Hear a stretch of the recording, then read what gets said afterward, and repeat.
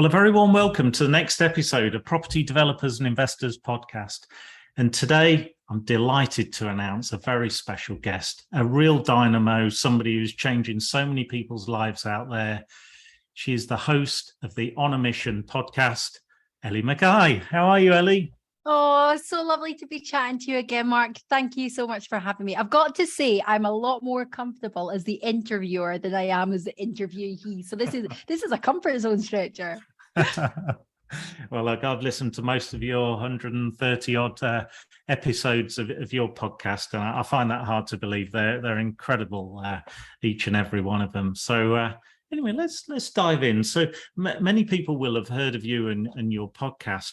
I'm really interested to know your story. You know, where did Ellie come from, and maybe some of the challenges you overcome to achieve some of the great things you're achieving now, but also some of the amazing things you've got planned in the future. So we'll go back to the start, Ellie, and just give us a bit of background for those very few people who's listening to this who won't have heard of you. Oh, thank you, Mark. Such a lovely introduction. But it's really interesting because my husband, Mark, and I, we're a duo. We have combined property together. But what a lot of people don't necessarily know about us is that we started investing in property in our early 20s. And we were the classic young entrepreneurial spirit. We had lots of energy, lots of drive, and very little in the way of anything else, truth be told. And we did what any sort of aspiring young entrepreneurs do. And we sat there, and this is a true story. We literally sat there on a beanbag in our first home, and we Googled get rich quick. This is true. I know what a diligent guy you are as well. Can you just imagine the things? It was a bit of a toss-up between stocks and shares and property, and we basically decided to invest in property. And we got involved in our first off-plan development, which in theory, this was back in the day, 2006, when you could buy properties and you could refinance in the same day. It would have been a brilliant time to be involved in the industry. But alas, it didn't pan out like that for us, because by the time this development was completed, and it was delayed a few years because of severe flooding at the time, we were smack bang in the middle of the global recession. So this property that we bought, and we're not talking huge figures here, but it was very relative to where we were at the time in our early 20s. We purchased this property for 125 grand on the assurance that it was going to be worth 180 on completion. And we were going to flip the property straight on and take the wad of cash and thank you very much. But the reality of the situation was, in back end of 2010, the property was worth 60,000. So we had to beg, borrow, and steal to come up with a deficit because we couldn't get a mortgage, obviously, for the full amount of the property, and we were contractually obliged. The developers that we bought it from were particularly unscrupulous. They were putting us under a hell of a lot of pressure, and it literally came down to the wire whether or not they were going to come after us for our house. So that was my first experience with property, and it actually put me off until fast forward to 2018. I'll try to keep this brief. It never pans out like that. Apologies in advance, guys. I hope you're listening on double speed. But yeah, so 2018, my husband, in the meantime, he has set up his electrical business with his business partner, and we've had a relative amount of success within that area. Myself, on the other hand, I became very, very risk averse. I went back to the day job. I was a careers advisor working in prisons for almost a decade. I wanted to have the comfort and the security that a 9-to-5 provides, because, you know, let's face it, being an entrepreneur or a business owner is definitely not for everyone, and it certainly wasn't for me in terms of where I was and with my own mindset and mental health at the time. Until 2016, something happened within our electrical business where we'd almost lost everything. We experienced near financial ruin when a big developer went under, and they owed us a significant amount of money. And we managed to keep trading, but we took a huge hit, and we were kind of recovering for the next couple of years. Life got in the way. We had our beautiful daughter Isabella. We then got pregnant immediately afterwards with Samuel. That was unplanned, shall we say. And all sorts of things were kind of getting chucked at us at that point. We sadly lost my father-in-law quite unexpectedly to cancer. And then in the midst of all of this, just as we were getting back on our feet, I got a phone call when I was just at the back end of my maternity leave to tell me that I was getting made redundant. And it felt like my whole world was collapsing around me at that time. But again, with hindsight, it was actually the best thing that could have ever happened. And it ultimately led us down the path that we're on now, where my husband and I went to do some property education in Glasgow. Now, the whole wealth creation space or sort of education in this format was something that was a complete alien concept to us at that time. But it absolutely changed our life. So we did what we do best. We went all in. We literally used the last of my redundancy money to pay for this training. And we weren't destitute. I know I was on job seekers allowance, but that was really just to pay my national insurance contribution and things while I got back on my feet. And it was for a short space of time. But we were that stereotypical middle class. We had the nice holidays. We had a nice 4-bed detached house, but we had nothing in the bank. We always lived to our means and we knew nothing about building generational wealth. And when we started getting into this space in 2018, it just blew our minds. And we did our property training, 4 or 5 days, I think it was, as an intensive program. We bought 2 properties within 4 days of completing that training, and we've never looked back. That's absolutely amazing. And what came across there really loud and clear to me was that mindset shift you must have had to have, when all of that came raining down on your shoulders back in 2017, 2018. And I'm guessing that robust mindset has stood you in great stead to, we've just been through COVID and a number of other things. But you also need that mindset to embrace the opportunity that comes along the way as well. So how important has mindset been to you and your husband, Mark? It's probably, and I genuinely mean this, been the singular most important thing that I can attribute towards, the success we've had to date has been the change in my own mindset, because I truly believe that your business can only grow at the same extent that you do. And the part of the story that I didn't mention, Mark, was that I was severely depressed in 2018. I had post-natal depression, and my anxiety was so bad that on certain days I literally couldn't leave the house. I was laid there in the fetal position, just unable to do anything. And it was a really challenging time. And I've been on all sorts of heavy duty medication for best part of a decade. I was very much in the victim mentality. And actually so my husband was the one who was originally going on the property training. It wasn't something that I was ever going to be part of. He was actually going with our business partner, who's also called Mark. So 3 Marks today in today's conversation. And I was actually listening to, he was doing some of the modules on the build up to the event, and he had the content on our kitchen telly through the Apple TV. And it was the mindset module. And Billy, who was one of the mentors in the property training, who's, funnily enough, one of my business partners now, that's how much that relationship's evolved. But he was quoting Tony Robbins, and he was talking about, if something's humanly possible, then why not me? And it took me back, because long before I used to work in the prisons, I used to be in quite a high performance job. I used to work in sales. When I was 20, 21, 19, I was actually a teenager at the time when I got promoted into my managerial position. I was responsible for over 100 staff. That's why I relocated to Yorkshire from Scotland. And there was a lot of responsibility that came with that position. But due to quite a few external factors that were happening at the time, my sister was quite severely unwell. I needed something that I needed a job that didn't require me to work 6 or 7 days a week, was the reality of the situation. And I went from probably earning, with all my commission as well, probably in the region of 100 grand a year, which back then at that age was a huge salary, to literally starting from grassroots at sort of 16 grand a year. And the reason I'm mentioning that story is because when I was in the height of my success back then, I was very much into Tony Robbins. I remember reading books like How to Change Your Life in 7 Days with Paul McKenna. And the more sort of depressed I got, the more I let life get in the way. I just started to refer to all that stuff as your woo-woo, happy, clappy bullshit. I just thought it was a load of American nonsense. It wasn't for people like me. your thoughts become your reality. I just didn't buy into it at all.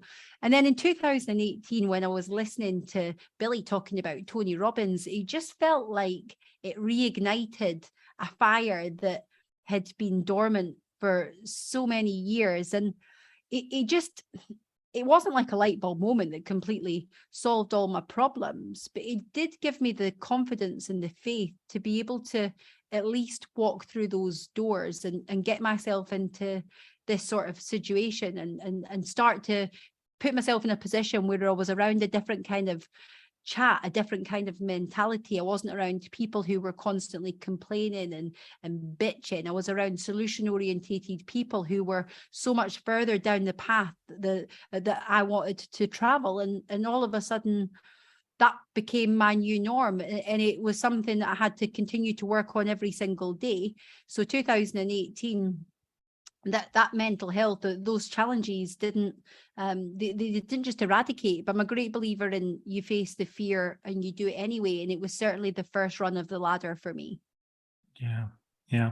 I've always believed that humility is one of the strongest attributes in business and in life. And the humility you've just explained and showed on overcoming, and that grit and courage and that foresight, that ability to look ahead and know there's a better place, not knowing what those steps are. And I guess in some respects, that gave you the confidence, the body armor there to start a podcast. What gave you the idea to create a podcast and the naming of it? And I'm really intrigued as to how you started that momentum there.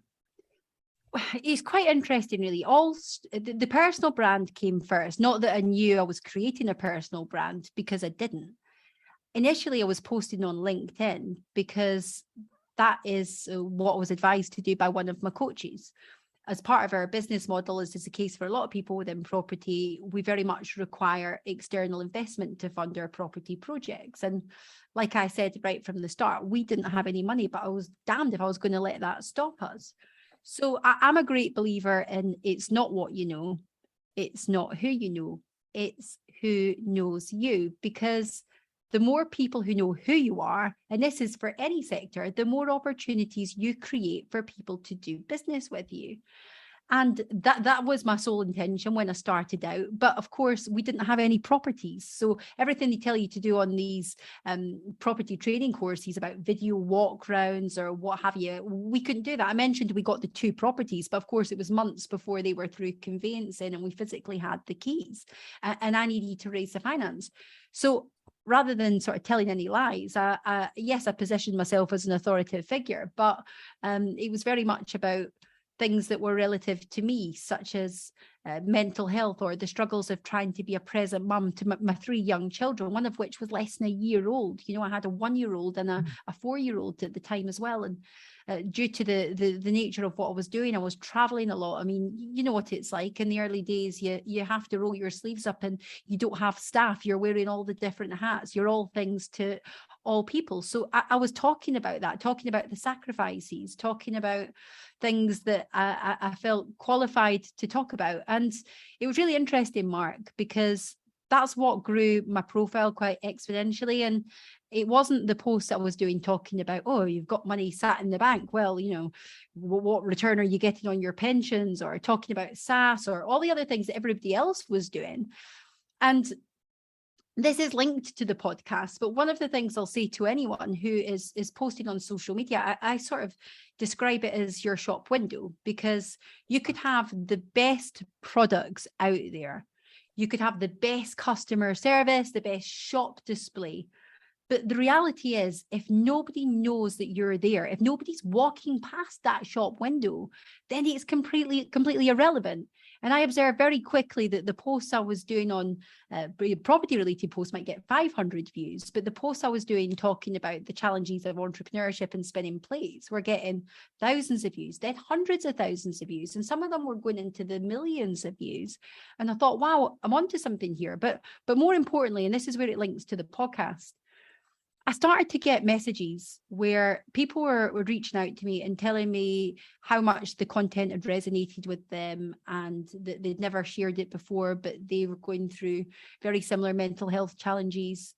I spoke openly about the fact that I felt suicidal in the past, and people have literally messaged to say that a bit of content I've put out, or a video or a post, it's stopped them from taking their own life.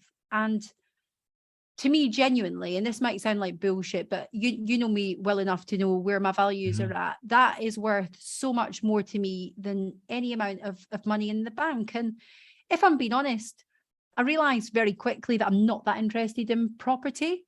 I enjoy people, I enjoy building the relationships, and I enjoy the raising the finance side of it, purely because I can do that through the art of conversation. But the operational side of the building, and again, a lot of the properties we've sourced have came through relationships that I've built as well. It's also interlinked, but the operational side of it is it's just not my bag.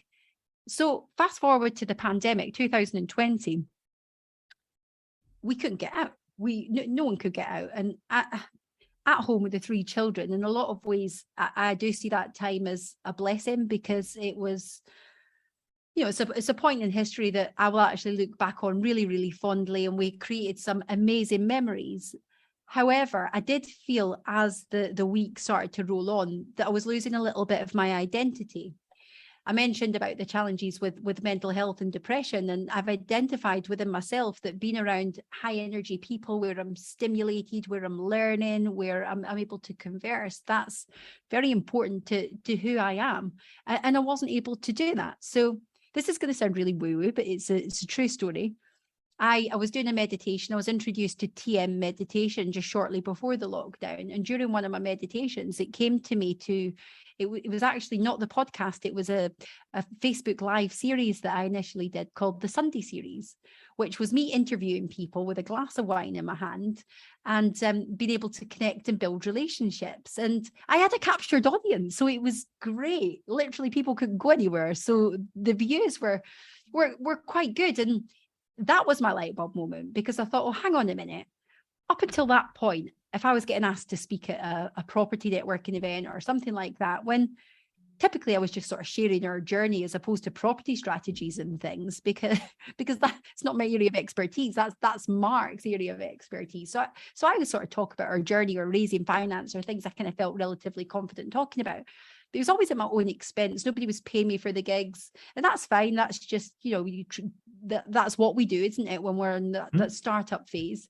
But I'd be traipsing up and down the country, getting hotels, train fares and what have you, speaking in front of 50 people to build the brand. And then all of a sudden, I'm sat there with thousands of people tuning in. I'm in the comfort of my own kitchen with a glass of wine in hand, thinking, oh, this one-to-many thing, like this is, I think I'm onto something here. And then as everyone started to disperse and the world started to gradually get back to normal, that evolved, and I thought, you know what, I'm gonna set up the podcast. And it was very much start now, get perfect later. I had no clue, I had no equipment, no training, no previous expertise. I reached out to Rob Moore, who runs Progressive Property, and just on the off chance, I thought, you'll never say yes anyway, and said, look, I've got a podcast. I just wondered if you wanted to come on. And much to my horror, he said yes. And I was like, oh no. And he said, well, what's your podcast called? And I thought, oh shit, should I be honest? And I did for a few seconds, I contemplate lying, I'll be honest. And I was like, nah, I'm going to be, I have to tell him the truth here. I says, I've not actually got a podcast yet, and there's no name for it, but I do want to start one, and I'd love for you to be involved. And thankfully found that hilarious. And we did some brainstorming, and we actually came up with the On a Mission podcast together. And he was my very first guest. And then randomly, the property sourcer who used to work for us at the time, he relocated to Dubai now. He used to do some sports events and planning big sort of boxing and things like that. And he happened to know Ricky Hatton's manager. And he was like, do you want Ricky Hatton? I was like, yeah. So I got Ricky Hatton. And then it just kind of, once I had Ricky Hatton and I was able to reach out to people and say, do you want to come on my podcast? Ricky Hatton's been on it. They were like, well, if it's good enough for Ricky, then it's good enough for me. And it just went nuts. And now we're the fastest growing podcast in the UK. It's crazy. Brilliant. So fastest growing podcast in the UK. That's incredible. And up against some global titans as well, right up there. I saw only the other week. Yeah. Brilliant. So sorry. what are the plans for On a Mission? I mean, you must have learned a huge amount from the, very talented people that you've had, to actually research them, to actually, have that offline discussion and online discussion. And I'm sure you've given back a wealth of your knowledge to them as well. So how has it changed your life and your outlook being surrounded by, all those guests? Well, I am a great believer that relationships are the highest form of currency. And when you're constantly surrounded by people like Joe Foster, the founder of Reebok, and Mark Victor Hansen, who's co-authored the Chicken Soup for the Soul book series, and the likes of yourself, Mark, as well, where you're making genuine friendships and relationships out with the podcast, it's absolutely incredible. And last year, we've all gone through things, haven't we, during this pandemic? And, I've got quite strong views on how things were handled. And last year I felt at times quite dark. The media was very depressing. And actually having the podcast was almost a savior. It was a lifeline for me, because not only was I having these phenomenal conversations, but like you said, if someone had just released a book, I would read the book in advance, or interviews that they'd done with other podcast hosts, and really sort of immerse myself in the whole experience. And when you're consuming that kind of content as opposed to BBC News, it's so uplifting. And there's so many opportunities have came off the back of it, which I couldn't have quantified. The business opportunities and just different learnings. I mentioned to you that I'm going to be doing a book, and for those of you who are just listening to the audio, I've got in the backdrop here. Am I allowed to swear, Mark? Yeah, you are, absolutely.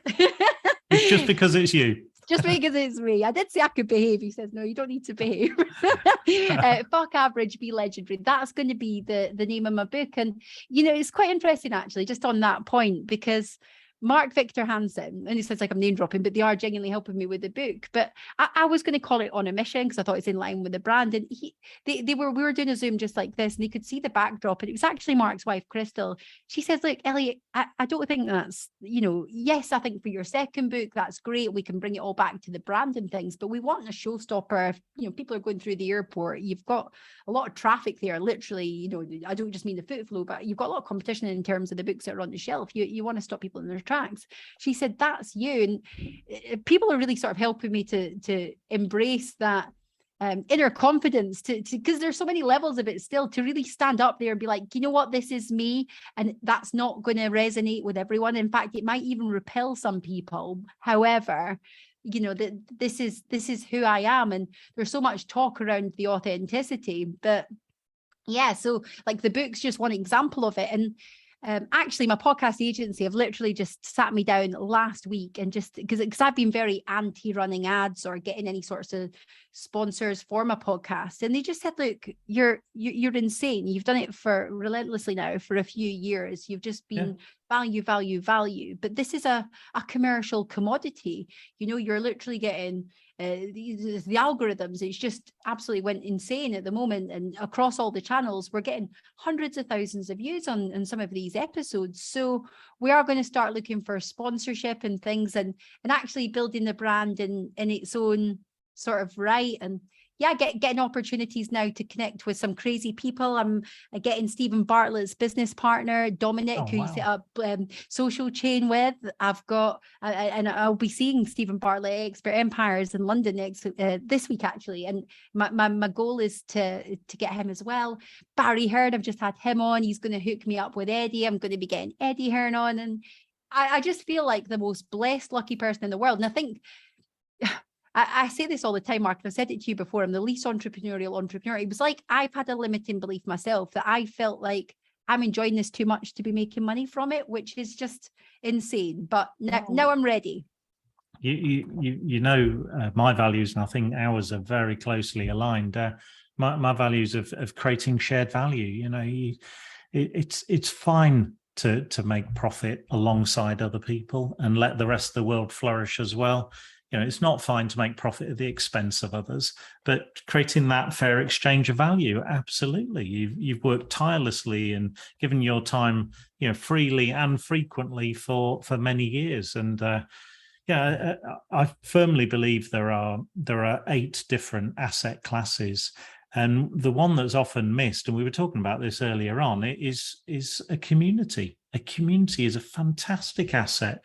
Yes, there could be some monetization and creating shared value there, but also there could be crowdsourcing, sharing ideas, think tanks. It can go off in all directions, like the red arrows, can't it?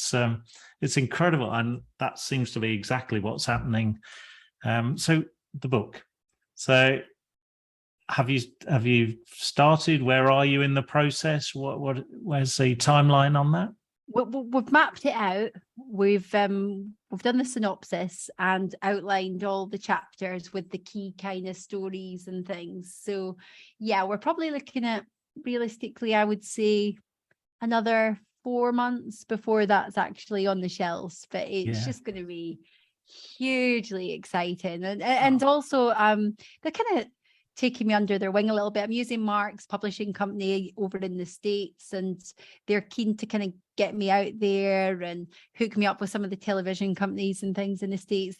It's just so lovely, actually, because you don't often recognize in yourself sometimes, I think, what other people do recognize in you. And as much as I'm very proud of what we've achieved to date, I think as someone who's constantly standing on the shoulder of giants, that, I'm always around people that have achieved so much more than I have in every aspect of my life, whether it be fitness, spirituality, whatever I'm learning about. I always like to be the little fish in the big pond, but they've kind of taken me under the wing a little bit, and they truly believe that I've got the capability, in their words, to be the next Mel Robbins. So it's a hell of a journey. Yeah, it is. And it's only just starting.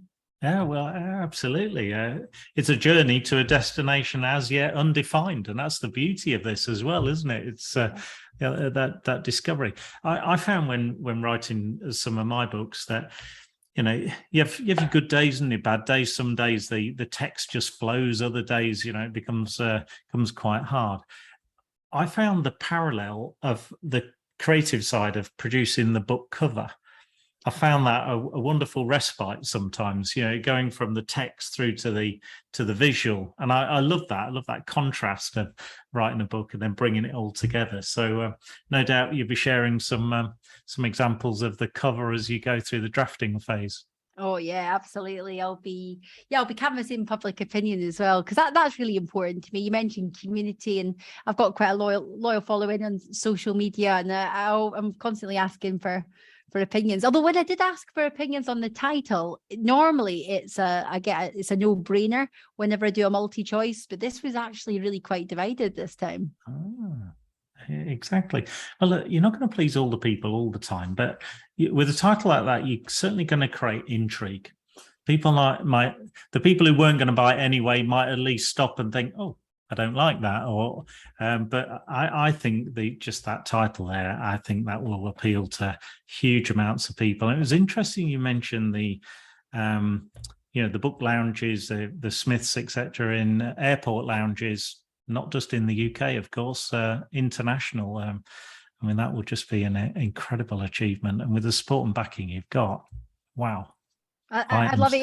It ties in so much, because we're relocating the family to Dubai next year.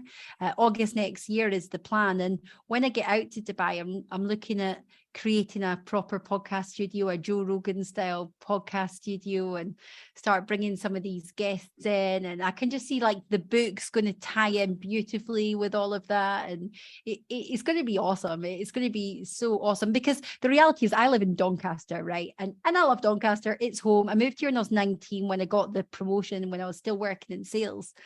But it was never my intention really to spend the rest of my life in Doncaster. I came from Edinburgh. It's a really beautiful city. I'm really sorry if I'm offending people from Doncaster, but it's Yeah, it's not Dubai. It's absolutely not Dubai. And the reason I mention that is because unless you've got a podcast studio in central London, you're not necessarily going to capture people as they're coming in and out of the UK, or, you know, even people that are already based in the UK.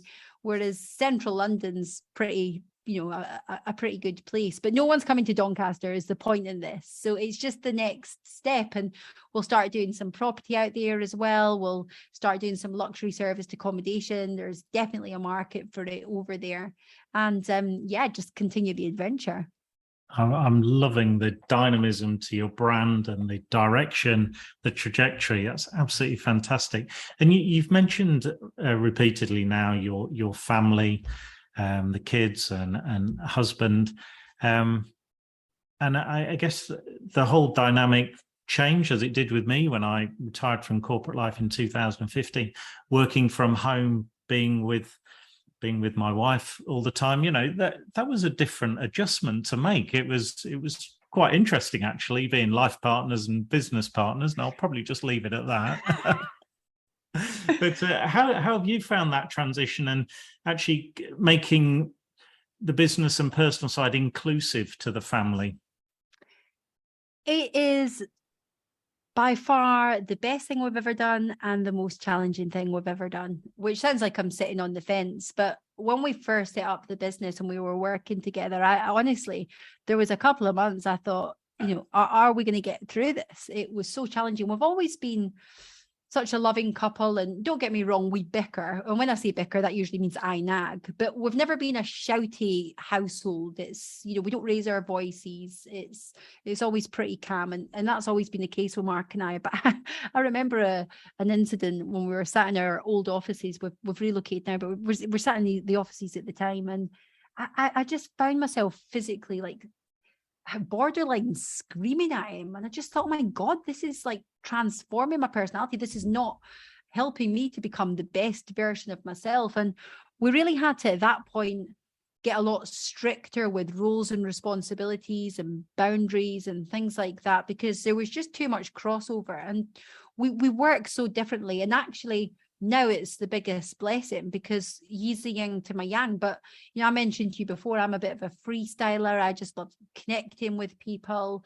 I love the podcasting. I love the personal brand. I love the marketing element of the business. The nuts and bolts and the operation, I'm far less interested in. Mark's very much, you know, your spreadsheets. He's very systemized and methodical. And you obviously need both parts of that because, you will become unstuck very quickly. And in a lot of ways, Mark gets the raw end of the deal because I am the face of the property business. I'll go to events and win awards for property, and the reality is Mark has literally done 98% of the work, you know, but it works, and it absolutely works, and he wouldn't have it any other way. He doesn't want to do podcasts. He doesn't want to do public speaking. He prefers to keep a low profile.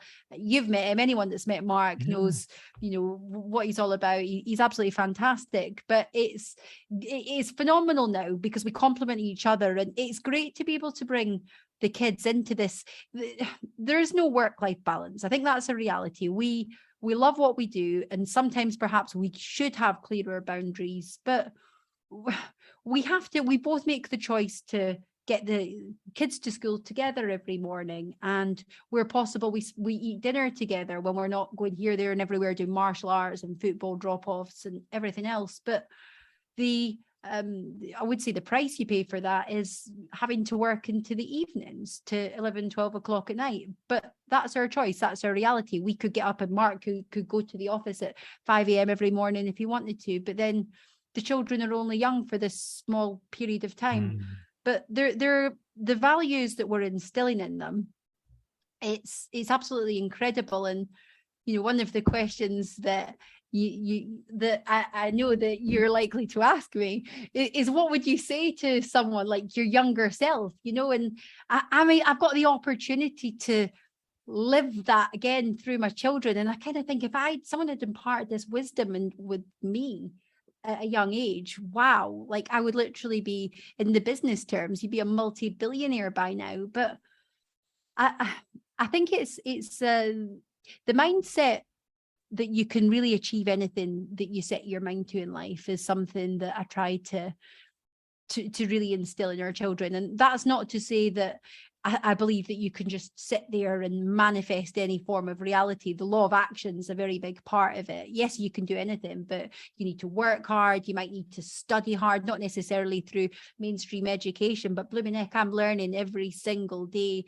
You're going to have to put the hours in, you have to connect with the people, because often people want what you have, but they're not willing to do what you've done in order to achieve it. They want, I was going to say they want their cake and they want to tweet it, but what a ridiculous saying, Mark.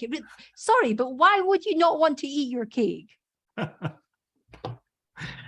think that passion for growth, passion for change, and being comfortable being uncomfortable, you're constantly throwing yourself out. I'm sure some of the guests that you might have had, for some people it would turn their knees to jelly, but actually to rise to that, and you have an innate ability to allow people to be the best that they can be in front of you. You draw goodness out of people, and I think that comes across very richly in all of your episodes. That's a constant I've seen, and I guess the reciprocal for you is that you just get all this wealth of experience coming concentrated from so many great people.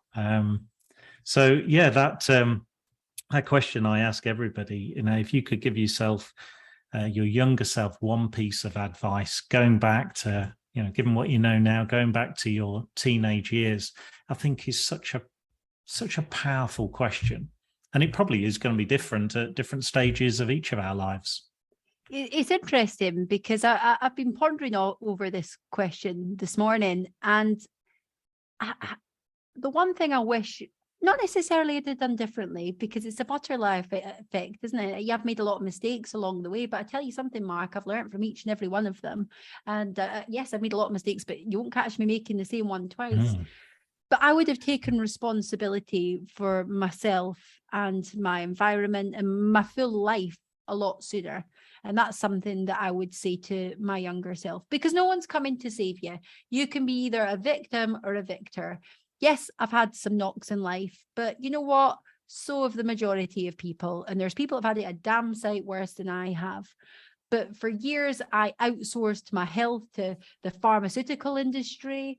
I believed that, I would tell anyone who'd listened that I've been hard done by their electrical business, by this property deal, by all these opportunities I've been promised, and this person did this and this person did that. And I just didn't take ownership. And yeah, there might be merit to some of these things, but we've all got stories to tell like that. And it's learning to succeed in spite of that. And, it's a bit of a cliche, but situations only have the meaning that you choose to attach to them. And it's in business, you asked how important the mindset is. Well, this is why it's the most important thing, because I don't care what sector you're in, you're going to hit hard times. There's so many stories. I mean, going through lockdown 2020, we'd been in negotiations with a billionaire for 12 full months. He had basically talked me into bankrolling all our property projects. And very naively, with the benefit of hindsight, we thought that this was the best thing that could have ever happened. We'd had meetings with his business partners. We'd had paperwork drawn up with solicitors. They were going to be setting up a facility that they were going to be paying money in. We had 10 properties going through legals at that time. He'd sort of, again, saw some sort of potential in us. And he basically said, rather than constantly having to sort of hustle, if you like, for investment and bringing in at that point 50 grand here and 80 grand here, he's like, look, what if you just had one investor, one big pot of money, one facility that we do a high level of appraisal in the deals, but you have the autonomy to go out and do what you want. And to be fair, it all sounded absolutely amazing. But the Friday before Boris locked us down, we got a text message from the business partner, not even the courtesy of a phone call, to say, with everything that's happening, we're just completely pulling it. No review, no let's come back to this in a couple of weeks, just completely rug pulled. And I remember, so this is why when you have these light bulb moments, it's not just ta-da, it's okay, that is the first step, and it gives you the strength to go learn and evolve, because these knocks are going to keep coming, and the bigger you get, the bigger your problems get. And at the time, that was a pretty big problem. And I remember literally I fell to my knees. Sounds dramatic, but it's the truth, God's honest truth. I fell to my knees and I said out loud, I was the only one in the house, I said, how many times do I have to pick myself back up? And within literally 10 seconds, I picked myself off the floor. And again, excuse my language, but these are the words I said. I was like, however many times it fucking takes. And I picked up my phone, and within 20 minutes, Mark, I'd raised 500 grand. Every time I'd had a conversation with somebody, every time I'd spoken at an event, every time I jumped on a Zoom where I'd just given without expectation, without planting any seeds for doing any future business, just genuinely building relationships. All those people had my back. Not one I was literally ringing up saying, the billionaires backed out, in desperate need of investment. Will you back us? Yes or no? Yeah. How much? Brilliant. I'll be in touch. And then, literally went on. And to me, that was what could have been the worst day in our business was actually the most empowering, because it showed me the power of relationships.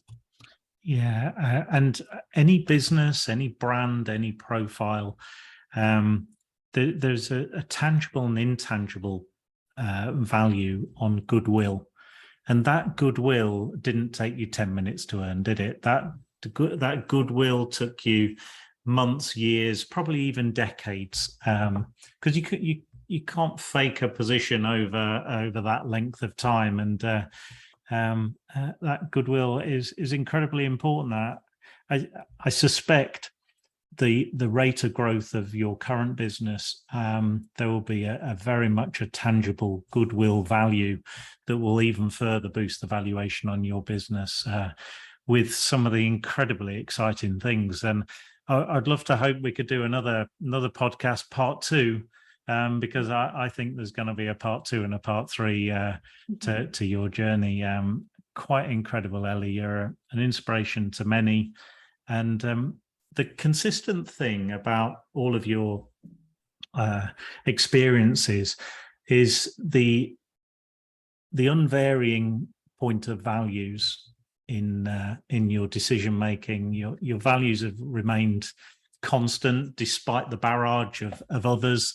I think I saw something on one of your, I think it's your Instagram feed the other day about walking away from investors from time to time, and if values doesn't or potential investors, I should say, if the values aren't aligned, and sometimes we have to make those tough decisions. But they're actually not tough at all, are they, when they come down to it?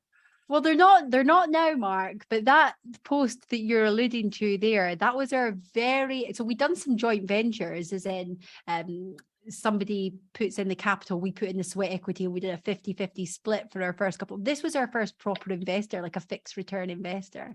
And it was £100,000. And literally in our business bank, we probably had, like £7 or something like that at the time. So we probably had £100,007. So to kind of people talk about values a lot, but when it comes down to it, one of our company values is people over profits. But when you've got money, that's a lot easier to exercise some of these principles. When you've got absolutely nothing, then it can be a bit more challenging. But I believe, without again, going a bit woo-woo here, I just believe in the universe, whether you call it God or whatever it is to you as an individual, but karma. Had we taken that money knowing that we weren't aligned with the values and basically allowed ourselves to be mistreated or to be subservient to somebody else, I just believe that the energy that would have been putting out to the universe would be saying that we are willing to accept that kind of behavior. And actually, we went on to onboard quite a few clients off the back of that. So yeah, it was a good story to finish on. Yeah, no, I absolutely love that story. Well, Ellie, look, I think we've really opened the lid on quite a number of subjects here, and I'm sure people would like to follow up and get to understand On a Mission and what your organisation's all about and the great stuff it's doing. So how can they best get hold of you? Oh, I'm everywhere, Mark, as you know. I'm even on TikTok. You know what? I've resisted going on TikTok for so long. So I'm even on TikTok now. So I'm on LinkedIn, Facebook, Instagram, the On a Mission podcast. You can get it on all the main channels. And I would recommend we start off with your episode, Mark, because you too are an inspiration. And when I say relationship size form a currency, I genuinely mean that. And if it wasn't for social media and ultimately, us getting in touch through that and then the podcast and what have you, we wouldn't be building these friendships. So I'd like to encourage all your listeners to listen to that episode because you've got a hell of a story. Oh, that's very kind of you. Thank you very much. And Ellie, appreciate everything you do. Thank you so much for coming on this episode of Property Developers and Investors. Thank you. Thanks, Mark.